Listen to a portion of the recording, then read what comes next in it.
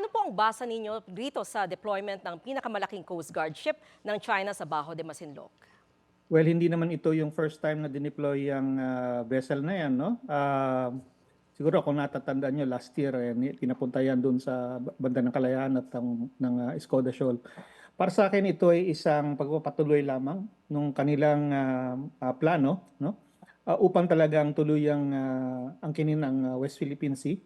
So ito ay isang paraan para, kumbaga, pinapalabas nila sa mundo na sila ang naghahari doon sa lugar dahil sila nga yung nakakapag-patrol at sila ay nakakapag-control sa pamagitan ng kanilang mga law enforcement vessels sa mga aktibidad doon sa Bajo de Masinloc. Pero sa tingin niyo ho ba dapat nating tapatan ito? Well, tinatapatan natin siya in the sense na nagpapadala rin naman tayo ng mga patrols natin dyan sa area na yan, kaya nga nagkakaroon ng mga insidente, no?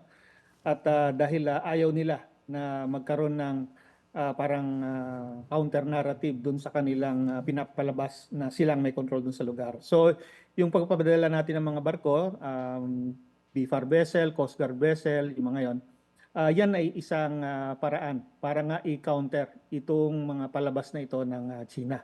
Hindi natin siya matatapatan directly in the sense na wala naman tayong barko na ganun din kalaki, no?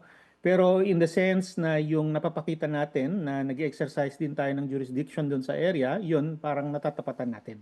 Opo. Mukhang hindi pa talagang tumatalab din ang mga diplomatic protest laban sa panghihimasok ng China sa karagatan natin. Ano hong hakbang ang sa tingin niyo maaari pa nating gawin?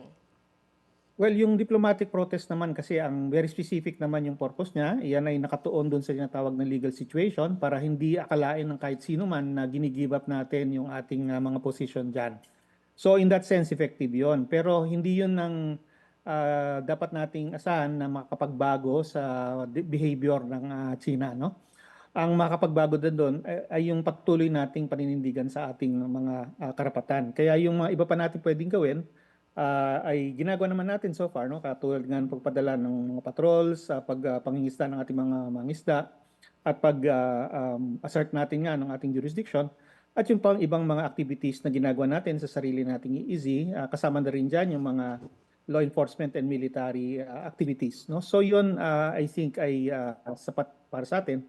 Pero mayroon pang ibang paraan din, katulad ng paghain ng sitwasyon, no? Pagdala ng sitwasyon, kunwari sa mga international fora, sa loob ng ASEAN o kaya sa mga multilateral meetings, kasama na rin ang United Nations, no? So pag napapakita natin sa mundo na hindi tayo nagba-back down sa kabila ng intimidation ng China, eh nakagkakaroon naman ng epekto yan. Pero so far, satisfied ho ba kayo, Professor, sa ginagawa ho ng gobyerno? Satisfied naman ako so far kasi yun naman talaga yung parang ini-expect natin na kaya natin gawin at dapat natin gawin. Hindi kagaya ng previous administration na talagang pag may ginawa ang China, minsan sila pang nagja-justify, no? Pero ngayon, pinapakita natin na talagang hindi natin tinatanggap ito at kahit ba mas malaki sila, hindi tayo nagpapa-intimidate, hindi tayo nagpapatakot sa kanila. Okay, maraming salamat Professor J. Batumbakal ng UP Institute for Maritime Affairs and Law of the Sea.